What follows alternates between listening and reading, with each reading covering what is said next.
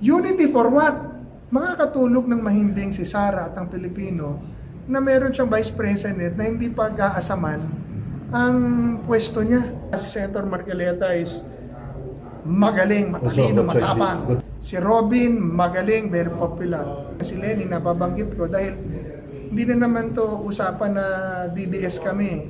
Malakas na si Sara nung pumasok as Vice President.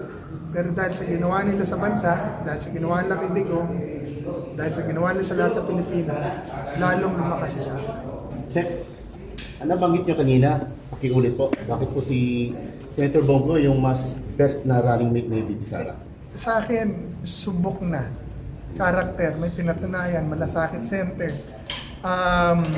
Yung karakter ng katapatan, faithfulness and strength. Alam niyo po, ang daming nakakamiss noong nung napaka-importanting aspeto na pinakikita ni Bong sa kanyang katapatan, kay Digong hanggang kay Sara. I mean, if he can be faithful to one man, then he can be faithful to the nation. Sa ngayon, in fact, in his career, laging siyang iniipit eh. Pero siya ang trabaho ng trabaho. Siya ang lahat ng utos ni Digong, siya ang pagawa. Siya ang bumabalanse sa lahat ng mga nag-aawayang faction para walang kaguluhan. And he was able to do this successfully. During the 6 years ni President Duterte, nakita natin ang bilis-bilis ng takbo ng gobyerno noon, ang bilis-bilis ng aksyon at response sa mga pangangailangan ng tao. Meron pa tayong malasakit center na milyon-milyon na ang natulungan na talagang ang pera ng gobyerno hindi napupunta sa korupsyon, sa flood control, pero talagang sa pangangailangan ng tao. So, kung merong napatunayan, Bongo. Diba? Number 2, makakatulog ng mahimbing si Sara at ang Pilipino na meron siyang Vice President na hindi pag-aasaman ang pwesto niya. Diba? So, that will give peace and security to our nation so that we can concentrate sa nation building, ekonomiya, pagpaparami ng trabaho, pagtulong sa mga tao, pagpalaki ng ekonomiya, kaysa sa politika. May Vice President mo, nakuha mo, yung pinag-aasaman ng pagtanggal mo.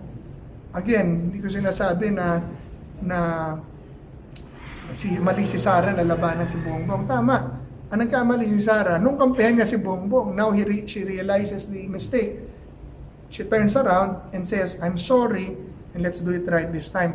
Which, again, shows a strong character of Ma'am Sara na pag alam niyang mali, babaguhin niya. Yun po ang kailangan natin sa ating bansa ngayon. Kung gusto nating tumino ang ating bayan, umasenso, kailangan natin ng mga strong leaders with compassionate hearts. Yan ang tapang at malasakit. Si Bong has proven strength and both strength and ability and character. And I think hindi ko dinidiscount yung iba. Si Senator Marcoleta is magaling, matalino, matapang. Good choice. Si Robin, magaling, very popular. Pero pag pinapili mo ko, kasi I think mas maraming napatunayan si Bong sa lahat ng mga kandidato. Ngayon, si Lenny, nababanggit ko dahil hindi na naman to usapan na DDS kami. Diba? Ang usapan nito yung anong makakabuti sa bansa, and I think unity, yung genuine unity, kailangan talaga natin bansa. Now, kaya ko isinusulong din po yung reforma dahil ang pagsama-samahan natin dapat yung ano natin gagawing pagbabago, hindi ko sino yung ating magiging leader lang. Yan ang pagkakamali natin noong 2022. Ang inilabas nila, unity, unity, unity. Unity for what? Unity, sama-sama tayo for what? Sama-sama tayo sa droga, sama-sama tayo sa korupsyon, sama-sama tayo sa kalokohan? O dapat sama-sama tayo laban sa droga, laban sa korupsyon, laban sa kriminalidad, terorismo? So ngayon, ano ang ating sasamahan? Laban sa tunay na papatungo sa tunay na pagbabago. Yung atin pong saligang batas, talagang kailangan natin baguhin at limitahan ang kapangyarihan naibigay natin sa Presidente at Kongreso, kahit na sino mo po, para abusuhin ang kapangyarihan at pondo ng tao. Yun po ang aking palagay na kung si VP Sara, I'm throwing our PDDS, myself, I'm throwing our hats to support VP Sara because alam namin na she has the capacity, she has the ability, and she has the strength of heart and compassion to push for these reforms in government na matagal na natin inaantay for 40 years. Thank you. Sir, may plano daw po ba? May plano kayo? Kasi parang hindi yata kayo bibigyan ng permit regarding dito kayo na sa ginanap sa MMDA paglilinis dyan sa may EDSA. Hindi naman namin kailangan ng permit eh. Diba? Ang sabi na sa aling batas, sovereignty rights resides in the people and all government powers emanate from it. Freedom of expression, freedom of assembly ay garantisado na sa aling batas. So, namamali sila sa kanilang ginagawa at pagka yan ang kanilang paninindigan, ay harap sila sa kaso. At harap sila na kakasuhan namin sila. At suffer the consequences of yung galit ng taong bayan. Gawin sa amin, kukulong na kami. What we're doing what is right. We will take it as a badge on our shoulders if we do that to us. Lalo na sir, yung grupong DDS daw po ang paghihigpitan para gumawa ng... Hindi na po ito usapan kasi ng DDS kayo. Diba? Yun nga po sinasabi ko. Ito po yung usapan ng Pilipino tayo na naghahanap ng katarungan, naghahanap ng accountability, pagbabago sa gobyerno. Yan na naman ang ginagawa eh. Nagpo-protesta yung mga tao, nag-express ng kanilang sila. Hindi naman tayo nanggugulo, hindi naman tayo nagdadala ng baril, nagbabantaan natin, isasara natin ng gobyerno. Kasi isigaw natin dito pagbabago, accountability, justisya, iayos yung gobyerno.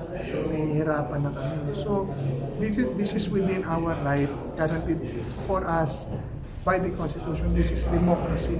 So yung kanilang paggamit ng kapangyarihan is the very reasons na inalis natin ang dictatorship ni President Marcos. Yun na naman ang Marcos, yun na naman ang gagawin nila. Magkakasala sila sa taong bayan sa kasaysayan. Sir, sino posible kaya pambato ng administrasyon laban kay VP Sara? Si Lenny. Si Lenny. Well, nagpresenta si John Vic, nagpresenta si Risa. Lahat naman kalayaan nila lahat. So, and I think tama lang na ang administrasyon umanap ng magaling na kalaban. Tama yan, gawin nila yan kasama sa demokrasya yan. Pero sa aking pananaw, wala pang kalaban na lumilitaw na tatalunin si VP Sara. Kung ngayon ang eleksyon, landslide, Sara Duterte. Sila ang nagpalakas kay Sara. Malakas na si Sara nung pumasok as Vice President. Pero dahil sa ginawa nila sa bansa, dahil sa ginawa nila kay Digong, dahil sa ginawa nila sa lahat ng Pilipino, lalong lumakas si Sara. Yes. Sir, question po. Pagkatapos po kasi mag-announce ni VP Sara na tatakbo siya, bigla akong may sinabi si Larry Gadon na hindi raw po mananalo si VP. Ano po masasabi niyo sa kanya? Kalayaan ni Larry Gadon na Yes. sabihin niya yan at trabaho niya yan dahil siya ay gabinete ni BBM, pero isang boto lang naman si Larry at I expect that from him.